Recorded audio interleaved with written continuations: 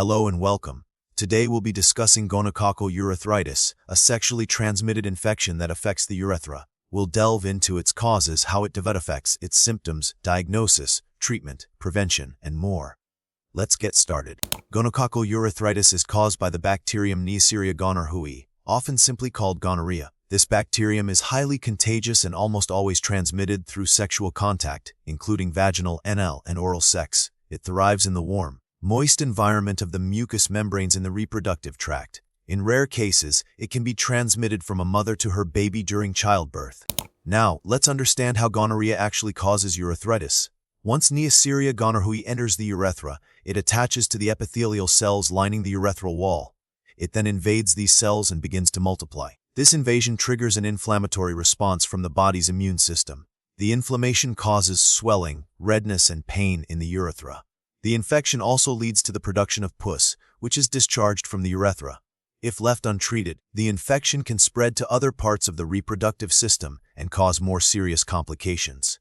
Gonorrhea is a global health concern. It's one of the most commonly reported sexually transmitted infections worldwide. The Centers for Disease Control and Prevention, or CDC, estimates that millions of new cases occur each year in the United States alone. Gonorrhea disproportionately affects young adults, particularly those aged 15 to 24. Certain populations, including men who have sex with men and racial and ethnic minorities, are also at higher risk. The symptoms of gonococcal urethritis can vary, but some are more common than others. In men, the most frequent symptom is a burning sensation during urination.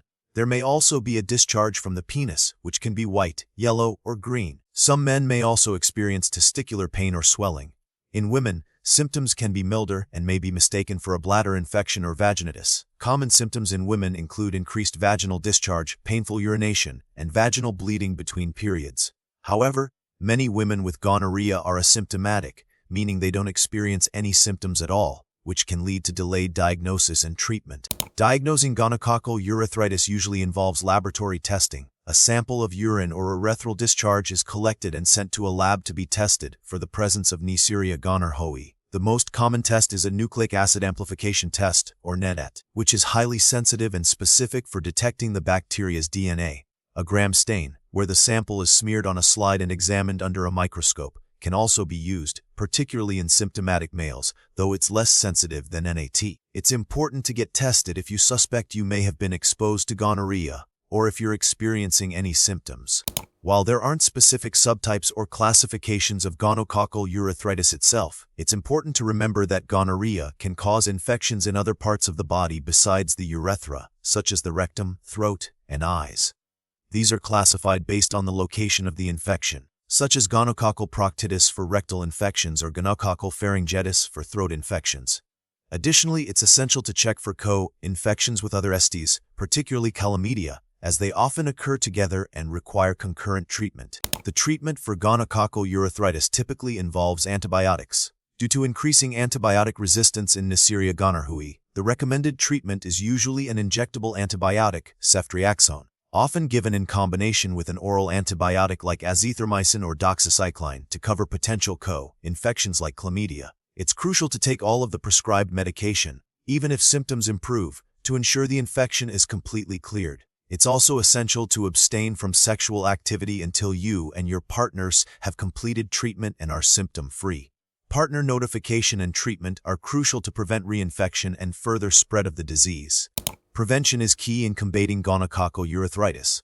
The most effective way to prevent infection is to abstain from sexual activity. If you are sexually active, using condoms correctly and consistently can significantly reduce your risk of transmission. Regular STI screening is also important, especially if you have multiple partners or engage in high-risk behaviors. Open communication with your partners about your sexual health is essential for making informed decisions and protecting yourself and others.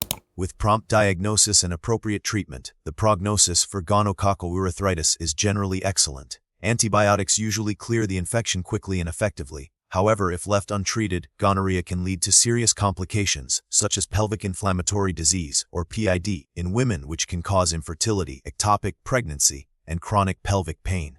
In rare cases, gonorrhea can also spread to the bloodstream and cause a life life-threatening condition called disseminated gonococcal infection. Recent research focuses on developing new antibiotics to combat drug-resistant strains of Neisseria gonorrhoeae. Scientists are also exploring the possibility of developing a vaccine to prevent gonorrhea, but this is still in the early stages of research.